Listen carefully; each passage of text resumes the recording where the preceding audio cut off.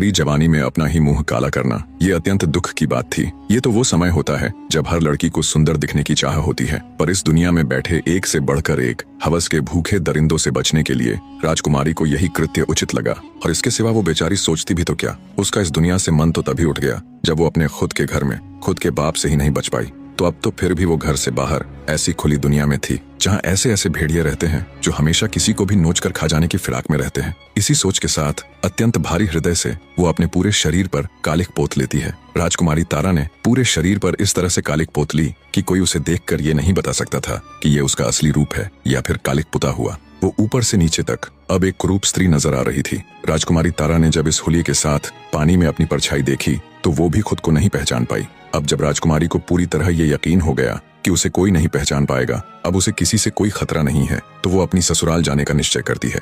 राजकुमारी ने सोचा कहीं और भटकने से बेहतर तो यही है कि प्रतापगढ़ ही जाया जाए। कम से कम वहां अपने पति को तो रोज देख लिया करेगी। अब उनके सिवा इस दुनिया में उसका है ही कौन। हाँ, ये अच्छा विचार है। इससे मैं उनके पास भी रह लूंगी और अपने परिवार की सेवा भी कर लूंगी और किसी को कुछ पता भी नहीं चलेगा कि मैं कौन हूँ, और ना ही मुझे किसी को यह घिनौना सच बताने की जरूरत पड़ेगी। इन्हीं विचारों के साथ राजकुमारी तेजी से अपनी ससुराल यानी प्रतापगढ़ की ओर बढ़ रही थी। तभी उसे रास्ते में एक गाड़ीवान दिखाई दिया। राजकुमारी तारावती कुछ धन के बदले उसकी गाड़ी में बैठ गई। शाम होते होते राजकुमारी तारावती प्रतापगढ़ पहुंच जाती है। जब वो महल के मुख्य द्वार पर जाती है तो पहरेदार उसे रोक लेते हैं। काली कलूटी बदसूरत स्त्री को देख बोहें चढ़ाते हुए पहरेदार बोले, कौन हो तुम और अंदर कहाँ चली जा रही हो। पहरेदारों की बात सुन राजकुमारी तारा ने विनती की कि वो एक दुखियारी स्त्री है जो दर दर भटकते हुए बहुत दूर से सिर्फ राजा साहब से मिलने आई है। उसकी हालत देख उसे एक भिखारिन समझ महल के पहरे पर खड़े पहरेदार उसे धमकाकर वहां से भगा देते हैं। राजकुमारी तारा का दिल दहाड़े मार मार कर रो रहा था। कितनी ही मुश्किल से,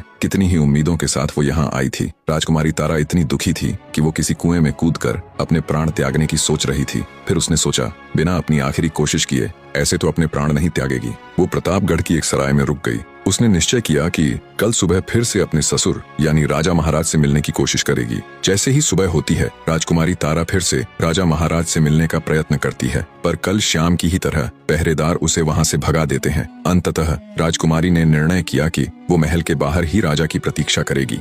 महलों में राज करने वाली राजकुमारी किसी भिखारिन की तरह सुबह से लेकर शाम तक राजमहल के मुख्य द्वार पर राजा के इंतजार में बैठी रहती कि कब राजा बाहर आए और कब वो उससे अपने मन की बात कहे। इसी तरह बेचारी राजकुमारी के 3 दिन गुजर जाते हैं। वो सुबह आकर राजमहल के द्वार पर बैठती, पूरा दिन राजा की एक झलक का इंतजार करती और शाम को थक हार कर उदास मन से वापस सराय लौट जाती। पर उसने हिम्मत नहीं हारी। आज उसका चौथा दिन था जब वो बेचारी उदास मन से राजमहल के द्वार पर बैठी हुई थी। तभी राजमहल का मुख्य द्वार खुलता है और घोड़े पर सवार राजा धर्मपाल राजमहल के बाहर आते हैं। राजा को देखते ही फुर्ती के साथ राजकुमारी तारा उनके घोड़े के आगे खड़ी हो जाती है और कहती है, हे राजा महाराज, बहुत दिनों से मैं आपका इंतजार कर रही हूँ। मुझे आपसे कुछ बात करनी है। एकदम से घोड़े के सामने आई युवती को देख राजा थोड़े से असहज हो जाते हैं और कहते हैं कि कौन हो तुम। राजकुमारी तारा कुछ कहती, इससे पहले ही द्वार पर खड़े पहरेदार बोले, महाराज, ये कोई पागल लड़की है जो पिछले कुछ दिनों से आपसे मिलने की जिद कर रही है। हमने इसको बहुत बार भगाया भी, लेकिन फिर भी ये हर रोज यहाँ आ जाती है। तभी राजकुमारी तारा बोली, माफ करे महाराज, मैं कोई पागल नहीं हूँ। मैं तो एक दुखियारी स्त्री हूँ जो बड़ी उम्मीद लेकर आपसे मिलने आई हूँ। राजकुमारी की बात सुन राजा बोला, सुनो लड़की, अभी तो मैं किसी जरूरी कार्य से बाहर जा रहा हूँ। तुम कल इसी समय राजदरबार में आ जाना। कल तुम्हें अंदर आने से कोई नहीं रोकेगा। इतना कह राजा धर्मपाल वहां से चले जाते हैं। राजा से आश्वासन मिलने पर राजकुमारी वापस सराय चली जाती है। अगले दिन राजा के कहे अनुसार जब राजकुमारी तारा उनसे मिलने के लिए आती है तो पहरेदार बिना किसी रोक टोक के उसे अंदर जाने देते हैं। महल के अंदर आते ही राजकुमारी तारा की नजरें हर जगह राजकुमार अभिमन्यु को ढूंढ रही थीं, पर वो उसे कहीं भी दिखाई नहीं देता। राजकुमारी राजसभा में चली जाती है। जब वो राजसभा में आती है तो एक काली कलूटी बदसूरत सी महिला को देख राजसभा के सभी सदस्य बड़ी अजीब नजरों से उसे घूर रहे थे। राजकुमारी तारा राजा धर्मपाल के समक्ष जा उन्हें हाथ जोड़कर प्रणाम करती है। तारा को देख राजा धर्मपाल बोले, अरे तुम तो वही लड़की हो ना जो कल महल के द्वार पर मेरे घोड़े के सामने खड़ी हो गई थी। कहो तुम मुझसे किस लिए मिलना चाहती थी। राजा की बात सुन राजकुमारी तारा बोली, महाराज, मेरा नाम चंदा है। मैं पास के ही राज्य से बड़ी उम्मीद लेकर आपके पास आई हूँ। आपके बारे में बहुत सुना था कि आप बड़े नेक और दयालु हैं। महाराज मेरे परिवार में कोई नहीं है, एक माँ थी, वो भी मुझे छोड़कर चली गई। अब मेरा कोई नहीं है, आप मुझे कोई भी काम देकर नौकरी पर रख लीजिए। तारा की बात सुन राजा धर्मपाल ने एक बार उसे गौर से देखा और बोला, मेरे पास नौकरों की कोई कमी थोड़े ही ना है, जो मैं किसी दूसरे राज्य की बदसूरत सी दिखने वाली लड़की को अपने राजमहल में नौकरी पर रखूंगा। राजा के मुख से ये बात सुन राजकुमारी तारा बहुत निराश हो जाती है। आगे राजा बोला, अगर ये बात तुम मुझे कल द्वार पर ही बता देती तो मैं तुम्हें वहीं मना कर देता। खामखा तुमने मेरा और अपना वक्त बर्बाद किया। तब राजकुमारी अपनी आखिरी कोशिश करते हुए कहने लगी, महाराज मुझे आप कुछ भी काम दे दीजिए, बस मेरी 2 शर्तें हैं। राजकुमारी तारा आगे कुछ कहती, उससे पहले ही पूरा राज्य दरबार हंसी ठहाकों से गूंज उठा। बड़ी अजीब लड़की है, राजा इसे नौकरी तक देने को तैयार नहीं है, और ये है कि राजा के सामने शर्त रख रही है। बड़ी ही मूर्ख लड़की है। राजकुमारी की शर्त वाली बात सुन राजा धर्मपाल भी आश्चर्य से भर गया और उत्सुकता के साथ बोला, अच्छा बताओ तो तुम्हारी वे कौन सी शर्त है? राजकुमारी बोली, महाराज पहली ये कि मुझे अपने काम के बदले बस 2 वक्त की रूखी सूखी रोटियां ही चाहिए, क्योंकि इससे ज्यादा की मुझे जरूरत भी नहीं है, इसलिए आप इसे मेरी पहली शर्त ही मान सकते हैं। राजा ने सोचा, बड़ी बेवकूफ लड़की है, एक तो काम के बदले सिर्फ सूखी रोटियां मांग रही है और दूसरा उसे शर्त का नाम भी दे रही है। राजा उसकी मूर्खता पर मन ही मन मुस्कुराया और बोला, अच्छा ठीक है, अपनी दूसरी शर्त बताओ। राजकुमारी तारा बोली, महाराज मेरी दूसरी शर्त ये है, अगर मुझसे कोई गलती हो जाए, कोई भूल हो जाए, तो आप मुझे नौकरी से नहीं निकालेंगे, भले ही मेरी गलती के बदले मुझे कोड़े मारने की सजा दे दीजिएगा। इतना कह राजकुमारी तारा घुटनों पर बैठकर राजा के सामने गिड़गिड़ाने लगी और बोली, महाराज मुझ अनाथ पर दया कीजिए, अब आप ही मेरी आखिरी उम्मीद हो, कृपया मुझे मना मत कीजिएगा। उसको यूं गिड़गिड़ाते देख राजा धर्मपाल को उस पर दया आ जाती है। अंततः वे उसे जानवरों के बाड़े का काम दे देते हैं। राजा के पास बहुत गाय थीं, जिनको खिलाने पिलाने से लेकर उनको चराने ले जाने और बाड़े की साफ सफाई तक का सारा काम राजकुमारी तारा को सौंप दिया जाता है। उसके रहने की व्यवस्था भी पशुओं के साथ बाड़े में ही कर दी जाती है। राजकुमारी तारा अत्यंत खुश थी। जब एक नौकरानी चंदा यानी राजकुमारी तारा को बाड़े के पास लेकर जाती है तो राजकुमारी तारा को बाड़े से कुछ ही दूरी पर राजकुमार अभिमन्यु खड़े हुए दिखाई देते हैं। ऐसे अपने पति को बस कुछ ही कदम दूर खड़े देखकर राजकुमारी तारा का हृदय अंदर से उमड़ आता है। उसकी आंखों में खुशी के आंसू आ जाते हैं। एक साथ पता नहीं कितनी ही भावनाएं राजकुमारी के अंदर बह रही थीं। उसका दिल कर रहा था कि अभी भागकर अपने पति के पास जाए और उसके पैरों में गिर जाए और अपने साथ बीती पूरी व्यथा उनके आगे कह सुनाए और उन्हें बता दे कि वो मरी नहीं बल्कि जिंदा है। पर समय की नजाकत को देखते हुए राजकुमारी अपनी भावनाओं पर काबू पा लेती है और चुपचाप नौकर के साथ बाड़े के अंदर जाने लगती है। तभी राजकुमार अभिमन्यु के पास खड़े एक व्यक्ति ने हाथ से इशारा कर राजकुमारी तारा को अपने पास बुलाया। धड़कते दिल के साथ राजकुमारी तारा राजकुमार के पास जाती है। आज पहली बार वो अपने पति को इतनी नजदीक से देखने वाली थी। जब राजकुमारी राजकुमार अभिमन्यु के पास गई तो उनके पास खड़ा उनका सेवक राजकुमारी से बोला, तेरा नाम क्या है? राजकुमार अभिमन्यु जानना चाहते हैं। सेवक के इतना कहने पर राजकुमारी तारा राजकुमार अभिमन्यु की तरफ देखने लगी। पहली बार उसने अपने पति को इतने पास से देखा था। वो अपने सुंदर नौजवान पति को आंखों में बसा लेना चाहती थी। जब उसने गौर से राजकुमार अभिमन्यु को देखा तो वो उन्हें देखती ही रह गई। उनका सुंदर रूप और हष्टपुष्ट शरीर, ये वही सूरत थी जिसको देखने के लिए वो इतने वर्षों तक तरसी थी, इतने कष्ट सहे थे। राजकुमारी को ऐसे एक सांस राजकुमार को घूरते देख उनके पास खड़ा व्यक्ति बोला, ऐसे क्या देख रही है? क्या तूने कभी कोई राजकुमार नहीं देखा? अपनी नजरें नीची रख। क्या तूने कभी खुद को आईने में देखा है? तू इतनी बदसूरत है, इतनी कलमुही है, अगर तू शीशे को भी देखे तो वो भी टूट जाएगा। इतना कह वो आदमी घिनौनी हंसी हंसने लगा। राजकुमारी तारा बेचारी शर्म से पानी पानी हो गई। तभी राजकुमार अभिमन्यु पास खड़े व्यक्ति की हरकत पर क्रोधित होते हुए बोले, अगर वो कुरूप है, काली है, बद्दी है, तो इसमें इस बेचारी का क्या दोष है? अरे मूर्ख आदमी, ये तो उस ऊपर वाले की बनाई रचना है। वो किसी को कैसा तो किसी को कैसा बनाता है। किसी के शक्ल सूरत का उपहास करना मतलब उस ऊपर वाले की तौहीन करना है। राजकुमार अभिमन्यु की बात सुन पास खड़े व्यक्ति का अपना सा मुंह हो जाता है। वहीं पास खड़ी राजकुमारी ने जब राजकुमार के शब्दों को सुना तो उसके दिल में राजकुमार की इज्जत कई गुना बढ़ गई। उसे फक्र हो रहा था कि वो इतनी अच्छी सोच, इतने सुंदर विचारों वाले पुरुष की जीवन संगिनी है। राजकुमारी तारा शर्माते हुए राजकुमार की तरफ देखते हुए बोली, जी मेरा नाम चंदा है। राजकुमार बोला, ठीक है चंदा, अब तुम जाओ। राजकुमारी बाड़े में आकर अपने काम में मशगूल हो गई। ऐसे ही दिन बीतने लगे। राजकुमारी की अच्छी देखरेख की वजह से गायों के दूध में भी वृद्धि होने लगी। सारी गायें अब दिखने में पहले की तुलना में अधिक सुंदर, साफ सुथरी और हष्ट-पुष्ट नजर आने लगी। राजकुमारी तारा को जो भी काम सौंपा जाता वो उसे पूरा मन लगाकर करती। धीरे धीरे उससे घृणा करने वाले लोग भी उसका सम्मान करने लगे। राजा अब उसे बाड़े से हटकर अन्य काम भी सौंपने लगे। हर काम को राजकुमारी पूरी लगन के साथ करती। वो हर समय इसी फिराक में रहती कि कब उसे राजकुमार अभिमन्यु के दर्शन हो। जिस दिन राजकुमारी को राजकुमार के दर्शन हो जाते वो दिन उसके उसका बड़ी खुशी के साथ गुजरता। ऐसे बीतते समय के साथ राजकुमारी तारा के दिन भी बड़े अच्छे से गुजर रहे थे। दूसरी तरफ उसका पिता यानी राजा मदन पाल राजकुमारी के न मिलने से बहुत अधिक चिंता में रहता था। वो उसकी गुमशुदगी की घोषणा भी नहीं करवा सकता था, क्योंकि उसने राजकुमारी तारा को मृत घोषित किया हुआ था। हर गुजरने वाला दिन अब राजा मदन पाल के लिए किसी नरक में बिताए गए भयानक साल के बराबर होता। रह रहकर अब उसे अपने किए का पछतावा होता। अब राजा को अपने आप से घिन आने लगी थी। अब राजा मदन पाल को पूरी दुनिया में अपने से बुरा कोई भी व्यक्ति नहीं लगता। उसे लगता जैसे सारे संसार में सबसे दुष्ट और घिनौना व्यक्ति वही है, और ये सच भी था। राजा मदन पाल रात रात भर जाग कर खुद पर कोड़े बरसाता। अब उसकी जिंदगी का एक ही मकसद रह गया था कि कैसे भी करके वो राजकुमारी तारा को ढूंढे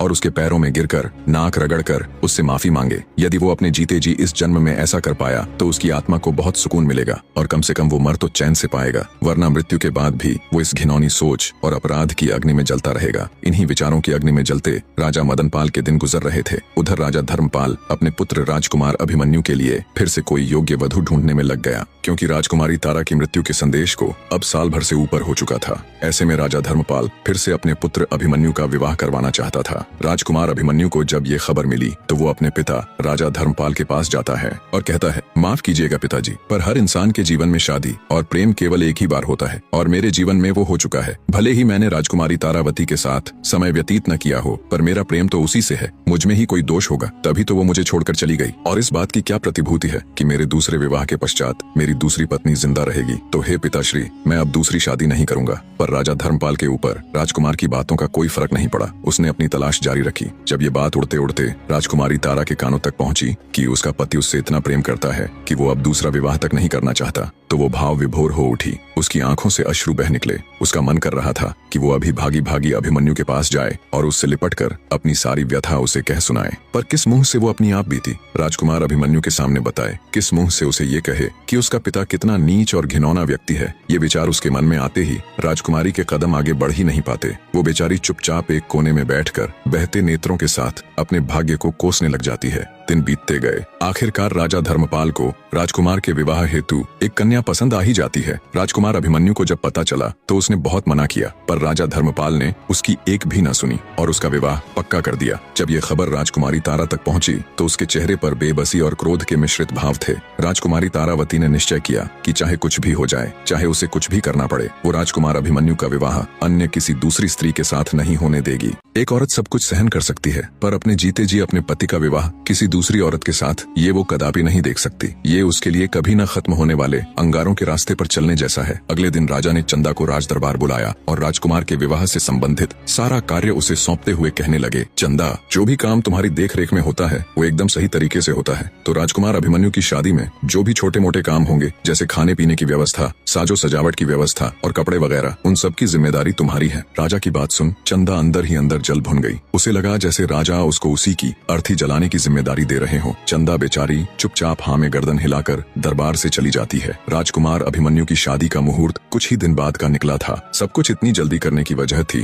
राजा धर्मपाल का डर। उसे डर था कि शादी से नाखुश राजकुमार कोई बखेड़ा खड़ा न कर दे, इसलिए वो जल्द से जल्द उसका विवाह संपन्न करवाना चाहता था। दिन बीतते जा रहे थे। हर बीतते दिन को राजकुमारी तारा रो रो कर काट रही थी। उसे कुछ भी समझ नहीं आ रहा था कि वो ऐसा क्या करे जिससे राजकुमार अभिमन्यु की शादी टल जाए। दूसरी तरफ महल में शादी की तैयारियां जोरों पर थीं। अब शादी में सिर्फ 2 दिन ही शेष रह गए थे। राजकुमार की शादी थी तो राजा ने बहुत बड़े भोज का आयोजन भी किया हुआ था। आसपास के सभी गांवों से लेकर पास लगते राज्यों तक को भोज का निमंत्रण दिया हुआ था। पुराने समय में जब बड़े पैमाने पर भोज का आयोजन किया जाता तो भोजन के लिए मिट्टी के बर्तन उपयोग में लाए जाते थे। तो शादी भोज के लिए कुम्हार जब मिट्टी के बर्तनों को लेकर राजमहल आया तो उसने चंदा से पूछा, इन बर्तनों को कहाँ उतारना है? गुस्साई चंदा बोली, इन्हें बाहर ले जाकर पटक दो। चंदा की बात सुन कुम्हार असमंजस में पड़ गया। अब चूंकि राजा ने चंदा को ही देख रेख का कार्यभार सौंपा हुआ था तो वो उसके कहे को टाल न सका और उसने बाहर जाकर सभी बर्तनों को नीचे पटक दिया। फलस्वरूप सभी बर्तन नीचे गिरते ही टूट गए। इतने में तेली भी तेल के पात्र लेकर आ गया।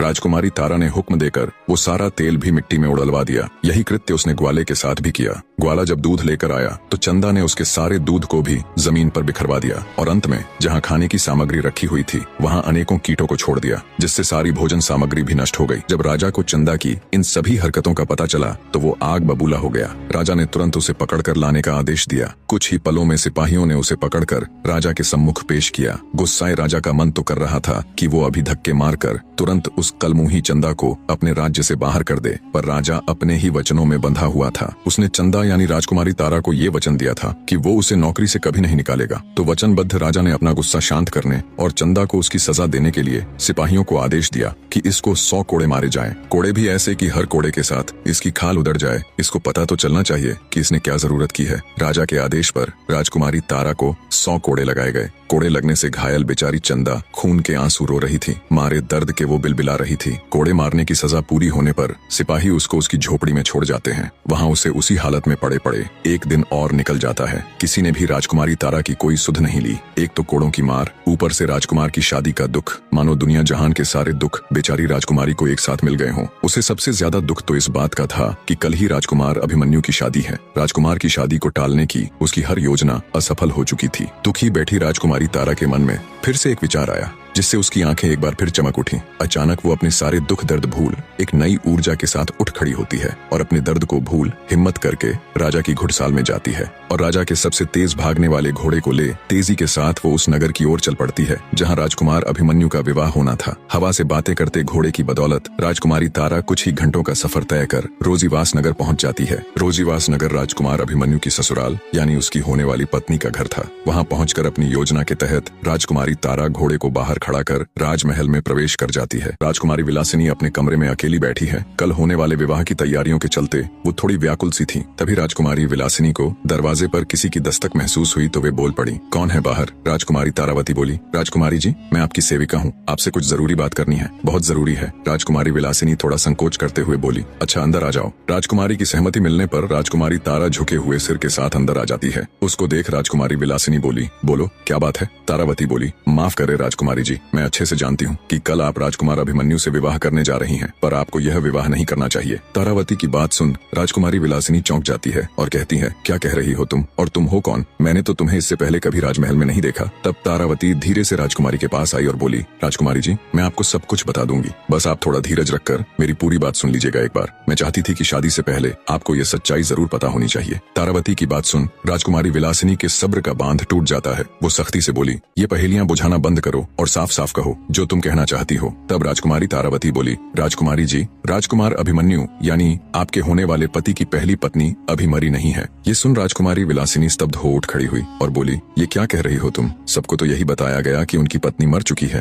तारावती बोली, नहीं राजकुमारी जी, वो जिंदा है, पर कुछ मजबूरियों के चलते उसने अपनी हकीकत को छुपा रखा है। वो अब भी अपने पति को बेइंतहा प्यार करती है। राजकुमारी विलासिनी बोली, पर वो है कौन और तुम ये सब कैसे जानती हो? तब राजकुमारी तारावती धीरे से अपनी ओढ़नी हटाती है और कहती है, मैं ही हूँ तारावती, राजकुमार अभिमन्यु की पहली पत्नी। ये सुन राजकुमारी विलासिनी स्तब्ध सी खड़ी रह जाती है। फिर बोली, क्या है ये सब? मुझे अब भी कुछ समझ नहीं आ रहा। तब राजकुमारी तारावती शुरू से लेकर आखिर तक अपनी पूरी आप बीती राजकुमारी विलासिनी के आगे कह सुनाती है कि कैसे उसके धूर्त पिता के कारण उसे आधी रात को राजमहल छोड़ना पड़ा और क्यों उसने अपने सुंदर रूप को बिगाड़कर खुद को एक कुरूप स्त्री बना लिया और कैसे वो राजकुमार अभिमन्यु के महल में एक नौकरानी की तरह रह रही है। इतना कह राजकुमारी तारा अपनी ओढ़नी के पल्लू से अपने चेहरे की कालिक हटाती है। ये देख और पूरी बात जान राजकुमारी विलासिनी स्तब्ध रह जाती है। आगे राजकुमारी तारा बोली, माफ करना बहन, पर अब भी राजकुमार अभिमन्यु मुझसे बहुत प्यार करते हैं। उनकी नजरों में ये जानते हुए भी कि मैं इस दुनिया में नहीं हूँ, वो तो शादी के लिए बिल्कुल भी तैयार नहीं थे, पर अपने पिता के कारण मजबूरी में वो ये सब कर रहे हैं।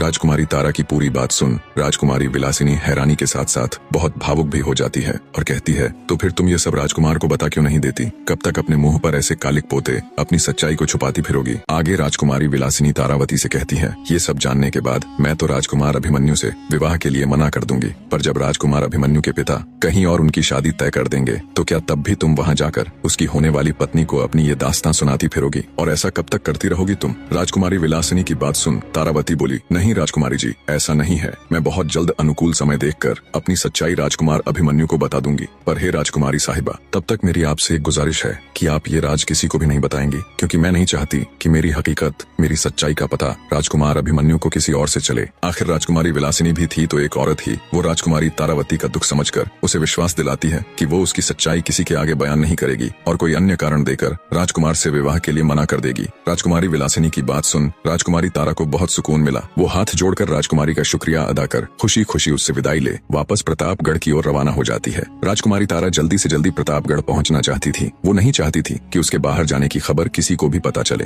राजकुमारी तारावती के जाने के बाद राजकुमारी विलासिनी अपने माँ बाप के पास जाती है। देखा तो वो दोनों बहुत खुश थे और कल होने वाले उसके विवाह की ही चर्चा कर रहे थे कि इतना अच्छा दामाद तो बड़ी किस्मत से मिलता है। उनको खुश देख राजकुमारी विलासिनी का मन थोड़ा उदास हो जाता है, पर फिर भी वो कड़ा हृदय करके उनके पास जाती है और कहती है कि वो ये विवाह नहीं करेगी। उसकी बात सुन उसके माता पिता हैरानी के साथ उससे विवाह न करने की वजह पूछते हैं। तब राजकुमारी बोली, माफ करना पिताजी, माताजी, मुझे बहुत अजीब सा लग रहा है। मेरा दिल बिल्कुल भी ये शादी करने की गवाही नहीं दे रहा। मुझे ऐसा प्रतीत हो रहा है कि इस शादी से कोई खुश नहीं रह पाएगा, ना मैं, ना राजकुमार अभिमन्यु और ना आप सब। अंततः मैं ये फैसला बहुत सोच समझ कर ले रही हूँ। आप लोग मुझ पर भरोसा कर मेरा यकीन कीजिए और कोई अन्य सवाल मत पूछिएगा बस। राजकुमारी की बात सुन उसके माता पिता दुखी मन से उसकी बात स्वीकार लेते हैं। अगले दिन राजकुमारी विलासिनी के पिता अपने एक विश्वास पात्र सेवक के हाथों शाही पत्र में ये सूचना लिखकर राजा धर्मपाल के पास भिजवा देते हैं। सेवक जब शाही पत्र ले राजा धर्मपाल के पास जाता है तो वे तुनक जाते हैं। उनके चेहरे पर चिंता के भाव उभर आते हैं, क्योंकि इससे पहले जब उन्हें ऐसा पत्र मिला था तब उस पत्र में उनकी पुत्र वधू की मृत्यु का समाचार था। इसलिए किसी अनहोनी की आशंका के साथ वे अनमने ढंग से सेवक को आदेश देते हुए पत्र पढ़ने को कहते हैं। राजा का आदेश मिलने पर सेवक पत्र पढ़ना शुरू करता है। श्रीमान महाराज धर्मपाल जी को मेरा सादर प्रणाम। आपके द्वारा राजकुमारी विलासिनी और राजकुमार अभिमन्यु के मध्य प्रस्तावित विवाह हेतु जो स्नेह और विश्वास प्रकट किया गया उसके लिए हम हृदय से आभार प्रकट करते हैं, परंतु अत्यंत खेद के साथ सूचित करना पड़ रहा है कि हमारी पुत्री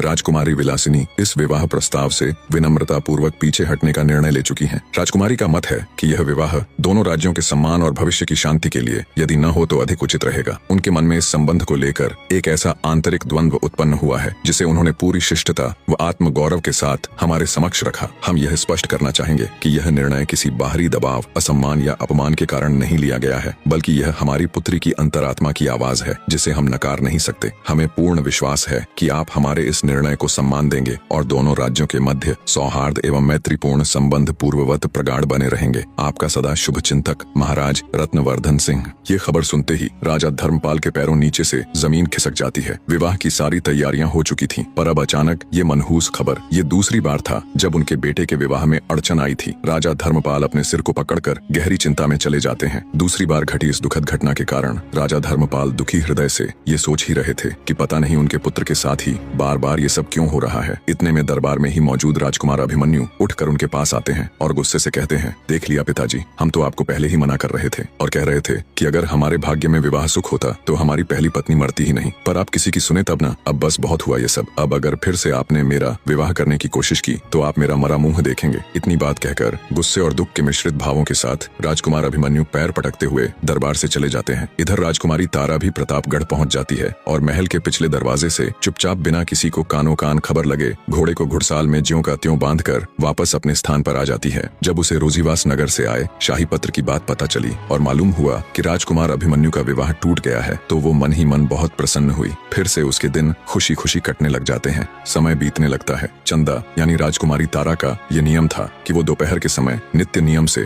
सभी गायों को चराने के लिए जंगल लेकर जाया करती थी और वहाँ एकांत में तालाब में स्नान करती और स्नान के पश्चात फिर से अपनी पूरी देह पर कालिख पोत लिया करती। पर एक दिन दैव योग से राजकुमार अभिमन्यु जंगल की तरफ आ निकले।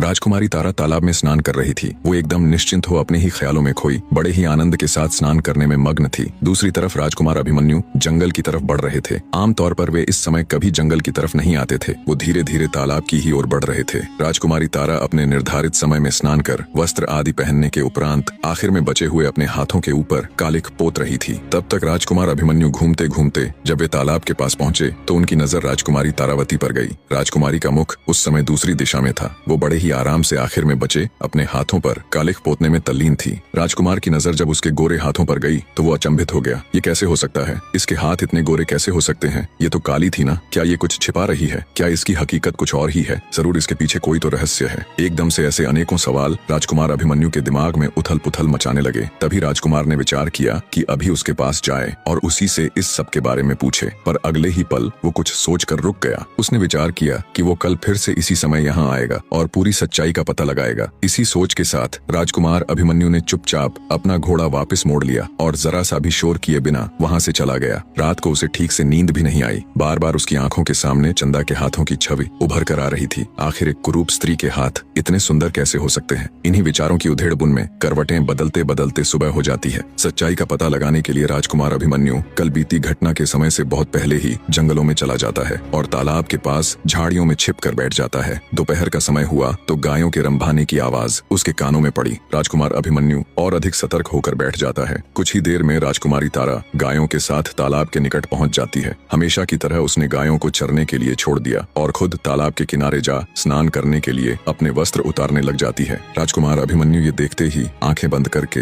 दूसरी तरफ देखने लग जाते हैं। पराई स्त्री को ऐसे देखना उनके लिए अक्षम्य अपराध था। जैसे ही पानी की कलकल की ध्वनि उसके कानों में पड़ी तो उसे यकीन हो गया कि चंदा अब पानी में उतर चुकी है। तो उसने आंखें खोलकर फिर से तालाब की तरफ देखा। पानी में उतरते ही चंदा यानी राजकुमारी तारा की कालिख उतर चुकी थी और उसका सुंदर चेहरा दमक रहा था। जब राजकुमार की नजर उसके चमकते हुए बेदाग चेहरे पर पड़ी तो तुरंत उसे झटका सा लगा। वही सुंदरता, वही होंठ, वही कजरारी आंखें, वही मासूमियत, वही तेज। सालों पहले देखे उस चेहरे को वो कैसे भूल सकता था? उसे बस कुछ याद था तो वो था उसकी पत्नी राजकुमारी तारावती का वो चेहरा। शायद ही कोई ऐसा दिन गया हो जब उसने राजकुमारी तारा के इस चांद से चेहरे और उसकी हर छोटी से छोटी बारीकी को याद न किया हो।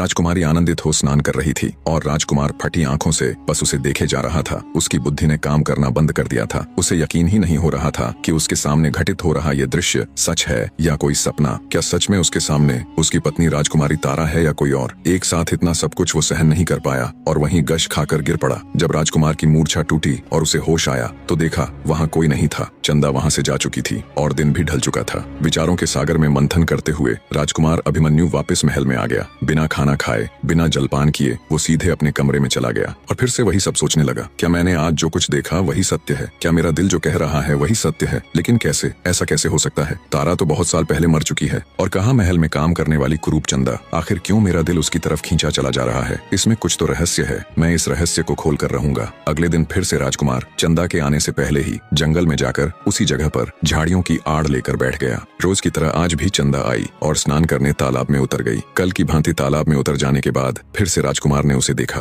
अब राजकुमार को ये पक्का हो चुका था कि हो न हो यही मेरी तारा है। स्नान करने के पश्चात जब राजकुमारी तारा तालाब से बाहर आ वस्त्र आदि पहनकर कालिख पोतने लगी तभी राजकुमार ने जोर से उसे आवाज दी, राजकुमारी तारावती। एकदम से ऐसे अपना नाम पुकारे जाने पर भौचक्की सी राजकुमारी पीछे मुड़कर देखती है और कहती है, कौन है? किसने आवाज दी? तभी राजकुमार अभिमन्यु झाड़ियों से निकलकर बाहर आता है और सीधा राजकुमारी तारा के पास जा उसे अपनी बाहों में भर लेता है। एक बार तो राजकुमारी तारा थोड़ा सकपकाई, पर जिस पति की वो एक झलक देखने तक को तरसती रहती थी उसे यूं अपने पास देख उसे भी पिघलने में ज्यादा वक्त नहीं लगा। दोनों एक दूसरे को कसकर बाहों में भर लेते हैं। इसी अवस्था में दोनों को पता नहीं कितना ही समय निकल जाता है। दोनों में से कोई भी कुछ बोल नहीं रहा था। बस दोनों एक दूसरे को बाहों में जकड़े खड़े थे और दोनों की आंखों से निरंतर आंसू बह रहे थे। बहुत देर बाद राजकुमार बोला, मुझे पता था ये तुम ही हो, पर अब तक तुम ऐसे क्यों रह रही थी? क्यों तुमने किसी को कुछ नहीं बताया? अनजाने में कितने ही जुल्म हुए तुम पर। जब तुम जिंदा थी तो क्यों अपनी मृत्यु का संदेश भेजा? और फिर क्यों यहाँ इतनी मुश्किलों में एक छोटी सी नौकरानी बनकर रही? राजकुमार ने एक साथ ढेरों सवाल दाग दिए, पर राजकुमारी तारा बिना एक भी शब्द बोले बस रोए जा रही थी। उसे तो जैसे आज सारा जहां मिल गया हो। कुछ देर बाद दोनों थोड़े शांत हुए तो वहीं तालाब के किनारे बैठ गए। राजकुमार का अपने प्रति प्रेम और सम्मान देखकर राजकुमारी तारा ने निश्चय किया कि वो राजकुमार को सब बता देंगी। यही वो अनुकूल समय है। फिर राजकुमारी ने शुरू से लेकर अंत तक अपनी पूरी व्यथा बहते नेत्रों के साथ राजकुमार अभिमन्यु के आगे कह सुनाई। सब कुछ जानने सुनने के बाद राजकुमार अभिमन्यु भौचक्का रह जाता है। नाजुक सी राजकुमारी कितना कुछ झेल गई। राजकुमारी तारा के रूप में मिली जीवन संगिनी पर उसे गर्व हो रहा था, जिसने अपनी इज्जत बचाने के लिए अपने घर बार तक को छोड़ दिया, नौकरानियों की तरह रही और क्या कुछ नहीं सहा। राजकुमार अभिमन्यु बोला, सुनो प्रिय, जो हुआ मैं उसको बदल तो नहीं सकता, पर आज मैं तुमसे एक वादा करता हूँ कि मैं अब कभी भी कोई भी दुख दर्द, कोई भी मुश्किल तुम्हारे जीवन में नहीं आने दूंगा। तुम्हें हर वो खुशी दूंगा जिसकी तुम हकदार हो। मुझे गर्व है तुम्हारे जैसी जीवन संगिनी मिलने पर। और तुम किस बात के लिए शर्मिंदा हो रही हो? अरे तुमने तो वो किया और सहा है जो शायद दूसरी कोई भी औरत न सह पाती और न कर पाती। राजकुमार अभिमन्यु राजकुमारी तारा को अपने साथ ले राजमहल चला जाता है। जब सबको पूरी बात की खबर लगी तो जिस किसी ने भी राजकुमारी के साथ दुर्व्यवहार किया था उन सब ने उससे माफी मांगी, जिनमें उसे महल के द्वार पर रोकने वाले पहरेदार से लेकर हर वो शख्स था जिसने उसके कुरूप होने पर उसे ताने मारे थे, उसका मजाक उड़ाया था। अंत में राजा धर्मपाल ने भी अपनी पुत्र वधू से माफी मांगी और बोले, मुझे माफ कर देना बेटी, अनजाने में ही सही, पर मुझसे बहुत बड़ी भूल हुई। मैंने बहुत जुल्म किया है तुम पर, तुम्हारे ऊपर कोड़े तक बरसवाए। अपने सामने यूं अपने पिता ससुर को हाथ जोड़ माफी मांगता देख राजकुमारी बोली, नहीं पिताजी, इसमें आपकी कोई गलती नहीं। मैं भी आपके स्थान पर होती तो शायद अपने पुत्र के विवाह को खराब करने की कोशिश करने वाले को यही सजा देती। राजा धर्मपाल तुरंत अपने सेनापति को हुक्म देता है कि अपनी फौज को तैयार करो, हम कल ही विलासनगर के ऊपर आक्रमण करेंगे। उस दुष्ट राजा मदनपाल की ये मजाल, कोई इतना नीच कैसे हो सकता है। तब राजकुमारी तारा बोली, नहीं पिता महाराज, आपके ऐसा करने से पहले मैं खुद एक बार राजकुमार अभिमन्यु के साथ जाकर उनसे मिलना चाहती हूँ। राजा धर्मपाल न चाहते हुए भी उन्हें वहाँ जाने की आज्ञा दे देता है। जब राजकुमारी तारा अपने पति राजकुमार अभिमन्यु के साथ विलासनगर गई तो एक नौकर ने उसे बताया कि उसका पिता अपने जीवन के आखिरी दिन जी रहा है। उसके जाने के बाद पता नहीं उसे किस दुख ने घेर लिया, न वो किसी से बात करता है न कुछ बोलता है, हमेशा बहुत दुखी और खोया खोया सा रहता है। ये जानने के बाद जब राजकुमारी अपने पिता के पास गई तो राजकुमारी को देख मृत्यु के निकट उसका पिता उसके पैरों में गिरकर रोते हुए उससे माफी मांगता है और कहता है, बेटी मुझे माफ कर देना, मैं इस दुनिया का सबसे बुरा पिता हूँ। तुम्हारे जाने के बाद हर दिन मैं तिल तिल कर खुद को कोसते हुए मरा हूँ, शायद ये प्राण तुमसे माफी मांगने के लिए ही अटके हुए थे। इतना कहते ही राजा मदनपाल के प्राण पखेरु उड़ जाते हैं। नम आंखों से राजकुमारी तारा विधिवत उनका अंतिम संस्कार कर राजकुमार के साथ वापस अपनी ससुराल लौट आती है। वापस आने के बाद वो दोनों एक बार फिर से शादी कर लेते हैं और खुशी खुशी एक दूसरे के साथ अपना जीवन व्यतीत करते हैं। फिर कभी राजकुमारी तारावती के जीवन में कोई और दुख नहीं आया। निष्कर्ष, यह कहानी हमें जिंदगी के उस गहरे सत्य से रूबरू कराती है जिसे हम अक्सर भूल जाते हैं कि असली सुंदरता और शक्ति हमारे भीतर होती है, न कि हमारे बाहरी रूप में। राजकुमारी तारा की पीड़ा और उसका आत्मसम्मान ये बताता है कि जीवन की असली परीक्षा तब होती है जब हम टूटते हुए संसार में भी अपने अंदर की आत्मा की शुद्धता और अपराजेयता को कायम रख पाते हैं। हमारे कर्म और हमारी समझ ही हमें बांधते हैं या आजाद करते हैं। तारा ने हर जुल्म सहते हुए भी अपने दिल की पवित्रता नहीं खोई, यही उसकी सबसे बड़ी विजय थी। राजकुमार अभिमन्यु का प्रेम और उसकी ममता दिखाती है कि जब इंसान सच्चे दिल से देखता है तो वह बाहरी आवरण को पार कर अंदर की आत्मा को पहचानता है। यही सच्चा प्रेम है जो दुखों में भी साथ देता है, माया और दिखावे से परे। दुष्ट राजा मदनपाल की मृत्यु यह भी दर्शाती है कि अधर्म की सत्ता अस्थायी है, अंत में न्याय और सत्य का ही राज्य होता है। ये कहानी हमें सिखाती है कि सच्चाई और प्रेम की ताकत से बड़ा कोई धर्म नहीं। हर अंधेरे के बाद उजाला आता है, आशा कभी खत्म नहीं होती। दुख और कष्ट हमें उस राह पर ले जाते हैं जहां हम अपनी आत्मा को पहचानते हैं। अंततः माफी और प्रेम ही हमारे दिलों को शांति देते हैं। जैसे तारा ने अपने अस्तित्व और आत्मसम्मान के लिए लड़ा, वैसे ही हमें भी अपनी जिंदगी में हर कठिनाई में अपनी आत्मा की आवाज सुननी चाहिए जो हमें सच्चाई की ओर ले जाती है। कहानी में अंत तक जुड़े रहने के लिए एक बार फिर आप सबका तहे दिल से धन्यवाद मेरे प्रिय दर्शकों।